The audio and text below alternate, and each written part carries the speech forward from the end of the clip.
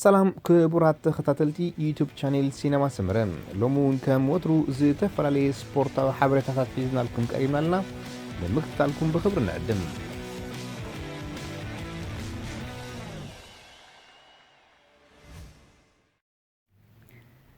ኤርትራዊ ተቀራራማይ ማሌዥያዊት ክለብ ተሪንጓኑ መትከል ኢዮብ ሎሚ ኣብ ዝተኻየደ ሻድሻይ መድረኽ መበል 22 ዙር ጃፓን ካልኣይ ደረጃ ብምሓዝ ብሉፅ ውፅኢት ኣመዝጊቡ መትከል ኣብዚ 8 መድረኻት ዝሽፍን ናይ 2.1 ዕቅን ዘለዎ ዙር ብጫ ማልያ ለቢሱ ካብ ዘሎ ኣውስትራልያዊ ክሪስ ሃርፐር ብ46 ካልኢታት ድሒሩ ሳልሳይ ተርታ ተሰሪዑ ይርከብ ብዘይካዚ መትከል ኢዮብ ኣብቲ ንኣንበሳ ዓቐብ ዝወሃብ ነጥቢ ድማ ብ19 ነጥቢ ካልኣይ ኮይኑ ይመርሕ ኣሎ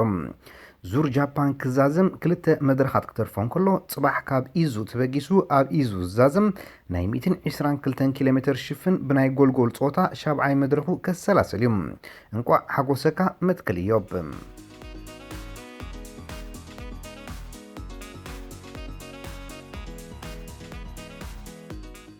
ክለብ ማንቸስተር ሲቲ ኣብ ልዕሊ ኣውቶቡሶም ብምዃን 3 ዋናጭው ዝወሰዱሉ ዓወቶም ኣብ ዝጽምብልሉ ዝነበሩ ግዜ ካብተን ዝወሰዶን ሓንቲ ዝኾነት ዋንጫ ፕሪምየር ሊግ ካብ ላዕሊ ምውዳቕ ተሓምሺሻ ስጋብ ሕጂ ካብ ኢድመን ከም ዝወደቐት እኳ እንተዘይተፈልጠ እቲ ኮኸብ ኣመዝጋቢ ሸቶም ዝኾነ ኣርጀንቲናዊ ሰርጂዮ ኣጉዌሮ ኣብቲ ከባቢ ከም ዝነበረን ኣብ ደረቕን ተንቀሳቐስን ምስሊ ተራእዩ ነይሩ ዝብል ዜና ዓለም ከናውፃ ይቐን እዩ እቲ ሓቂ ግን ሰርጂዮ ኣጉዌሮን ኬቪን ደብሩይነን ንገለ ደገፍቲ ጋንቶኦም ብምኽንያት መዓልቲ ልደቶም ናብ ስታድዮም ብምዕዳም ምስ ዋንጫን ምስኦምን ክሰኣሉ ድሕሪ ምጅማሮም ነታ ዋንጫ ኮነ ኢሎም እዮም ደርብዮማ እቶም ገዲፎሞም ዝኸዱ ደገፍቲ ድማ ልቦም ሞልቐት ተጨነቑ ድሕሪ ቁሩብ ግዜ ግን እቶም ክልተ ተፃወቲ ነታ ናይ ብሓቂ ዋንጫ ሒዞማ ተመለሱ እታ ዝወደቐት ናይ ሓሶት ማለት ናይ ፕራንክ እያ ነይራ ኣይሲቲ ንደገፍቶምን ንዓናን ኣሽኪዕምና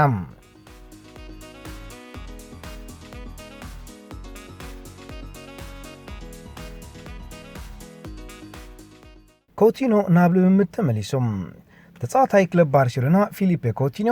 ናብ ልምምድ ከም ዝተመልሰን ጽባሕ ቀዳም ድማ ጋንቱ ምስ ባሌንሺያ ዝህልዋ ግጥም ኮፓ ዴል ሬይ ናይ ምስላፍ ተኽእሎ ከም ዝህልዎን ተሓቢሩ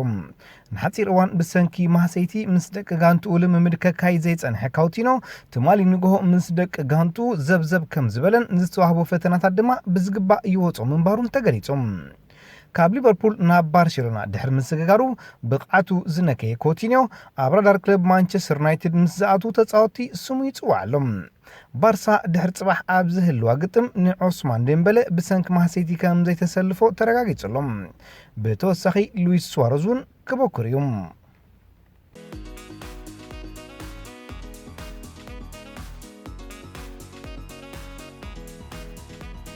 ክሪስቲያኖ ሮናልዶ ኣብ ቱሪን ዝርከብ ኣድራሽኡ ስለዝተፈልጠ እታ ዓሚፅን ኢላ ዝኸሰሰቶ ኣሜሪካዊት ካትሪን ማዮርጋ መፀዋዕታ ክሰደሉ ትሸባሸብ ምህላዋ ተፈሊጡ ኣብ ላስ ቬጋስ ኣሜሪካ ብክሲ ዝድለ ዘሎ ሮናልዶ ኣብ 2009 እዩ ነዛ ኣሜሪካዊት ጎርዞ ክዕምፃ ከም ዝፈተነ ተኸሲሱ ንሱ ኣብ እዋኑ $295,000 መዳዓዓሲ ብምሃብ ኣፋ ክዓፁ ክኢሉ እኳ እንተነበረ ኣብ 2019 ግን ዳግማይ ከም ዝኸሰሰቶ ይፍለጥ ጠበቃ ካትሪን ማዮርጋ ኣብ ዝመጽእ ሰሙን ነዚ ክሲ ዝሓዘ መፀዋዕታ ክሰደሉውን ተፅቢት ኣሎም ኣሜሪካ ንኽኸዳ እተብገና ሃገር እያ ክብል እንግሊዛዊ ራሒም ስተርሊን ሓደ እዋን ኣብታ ሃገር ክፃወት ከም ዝደሊ ኣተንቢሁ እቲ ውድድር ካብ ዝሓለፉ እዋናት ኣዝዩ ዓብዪ እዩ ምስ ግዜ እውን ካብ ዘለዎ ከም ዝዓቢ እምንተሎኒ ኣብኡ ኩነታት ቦሎ ኤር ካብ እንግሊሽ ዝሓሸ እዩ መን ይፈልጥ ስድራ ሒዘ ኣብኡ ይቕመጥ ኸውን ክብል ድማ ዘለዎ ባህጊ ይዛረብ ኣሰልጣኒ ኣርሰናል ነበር ፈረንሳዊ ኣርሰን ቬንገር ሕልመይ ኣብ ውሽጢ ኣርሰናል ዩኒቨርሲቲ ክምስርቲ ነይሩ ክብል ተዛሪቦም ን22 ዓመት ምስ ኣርሰናል ዝጸንሐን ፕሮፌሰር ብዝብል ቅጽል ስም ዝጽዋዕን ኣርሰን ቬንገር ምስ ከምሶንን ሲመንስን ዝኣመሰላ ካምፓኒታት ዝርርብ ጀሚረ ነይረ እቲ ሓሳብ ከም መእተዊ ገንዘብ ዘይኮነ ነዚ ስፖርት ሓደ ስጉምቲ ንቕድሚት ንምኻድ እዩ ክብል ቬንገር ሓሳቡ ይገልጽ ኣብ ልምምዳት ኣብ መጻወቲ ጫማ ተጻወቲ ብተጻዕነ መሳርሒ ንኣካላውን ቴክኒካውን ውፅኢት እትዕቅን መሳርሒት ብምጥቃም ንዝያዳ ውፅኢታውነት ዓሊሙ ይሰርሕ ምንባሩን ምስ ካምፓኒታት ከም ዝተረዳድእ እውን ገሊጹ ንኽትርድኦ ቀሊልን ልክዕነት ዘለዎ መሳርሒ ብምዃኑ ንክዕሶ እግሪ ንቕድሚት ከም ዝደፍኦ እምንተለኒ ኣብ ጌም ዘለዉ ጠባያት ግን ብዝተፈላለየ ሰውራ ዝጥቀመሉ ቴክኖሎጂ እዩ ተጻወትን ኣሰልጠንትን ንዝፍጽሙ ወጌጋታት ድማ የርእየካ ክብል ቬንገር ብዛዕባ እዚ ወሲኹ ይዛረብ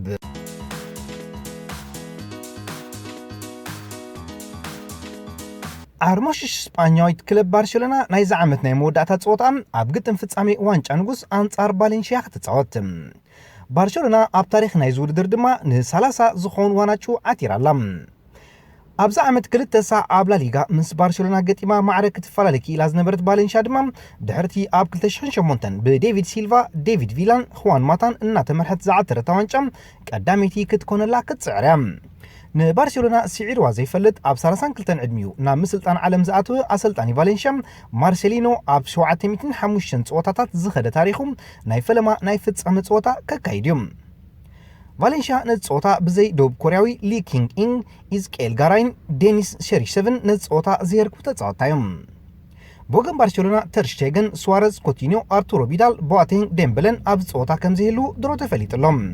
ምስ ጀራርድ ፒኬ ድሕሪ ግንቦት 2015 ንፈልማ ግዜ ናብ ጋዜጣዊ መግለፂ ናይዚ ፀወታ ዝቐረበ ሊዮኔል ሜሲ ካብ ጋዜጠኛታት ንዝቐረበሉ ሕቶታት መሊሱ ነይሩ ብዛዕባ ንግሪዝማን ዝህልዎ ደገፍ ኣመልኪቱ ዝህቦ መልሲ ከም ዘይብሉ ዝገለጸ ሜሲ ንስዕረት ባርሴሎና ብሊቨርፑል ካብ ስዕረት ዋንጫ ዓለም ንላዕሊ ኣቐንዛው ነይሩ ነዚ ጌጋ ክንደግሞ የብልናን ክንቅፅል ጥራይ ዘለና ክብል ገሊፅዎም ሜሲ ብምቕጻል ሻምፒዮንስ ሊግ ከነምጽእ ኣይተመባጽዕኩን ነታ ዋንጫ ከነምጽኣ ዝከኣለና ከም ንጽዕር ተመባጽዐ በዚ ኸኣ ዝስማዓኒ ጣዕሳ የለን ከም ሓልቓ ጋንታ ሓንቲ ንኹሉ ዝፀየቐ ፀወታ ገዲፍካ ዕውቲ ቀዳሚት ዓመት ሓሊፋላ ኩላህና ብዘጋጠመ ሓዚና ኢና ዛጋንታ ለውጢ ክትገብር ኣለዋ ድዩ ግን ንዓይ ዝምልከት ኣይኮነን ክብል ንኣሰልጣኒኡ ኤርኔስቶ ባልቬርደ ደገፍ ዘለዎ ሜሲ ንሕቶታት ጋዜጠኛታት መሊሱ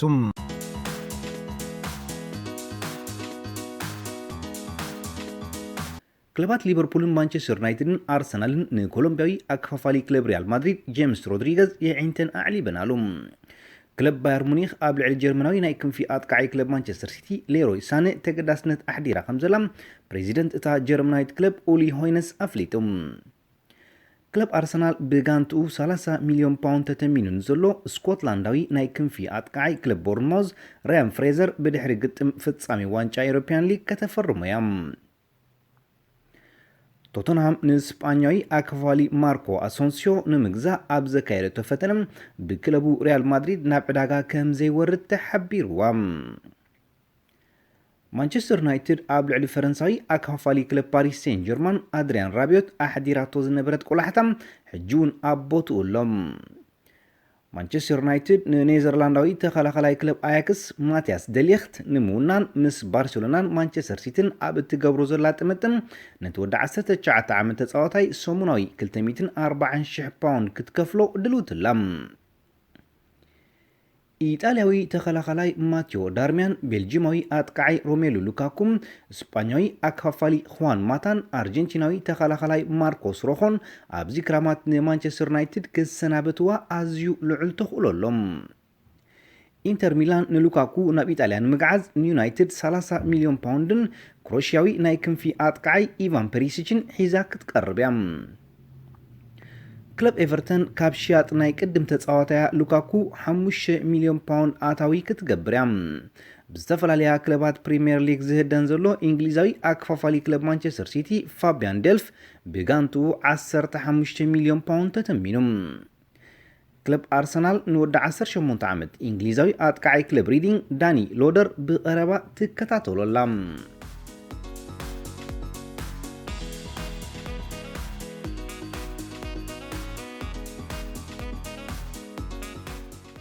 ዝኸበርኩም ተኸታተልቲ ዩቲዩብ ቻናል ሲነማ ሰመረም ንምክታልኩም እናመስገና ንሎም መዓልቲ ኣዳሊናልኩም ዝነበርና ስፖርታዊ ትሕዝቶታት ኣብዛዚምና ኣለና ኣብ ቀጻሊ ብኻልእ ሓበሬታታት ክሳብ ንረኸብ ንኹልና በብዘለናዮ ሰላም እንተዕናን